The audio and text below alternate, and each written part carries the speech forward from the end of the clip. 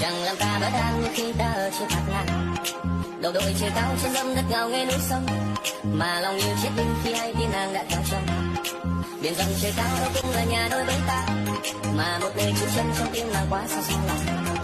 Giọt lệ nằm nhìn không khi nào được rơi xuống đâu, mà giờ em xuất theo ai nên ta đành phải đường sông.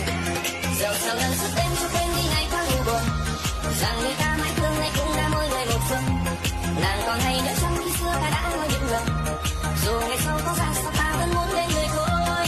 Nàng sợ ta chết chính bao năm không có như chưa lại, nàng từng người ở bên trong lo chăm sóc cho ngày mai. Ngày ra đi chết không nên trao ta vẫn mang giữ lại, tình dung em vẫn đang đưa ta đi hết trong đường dài.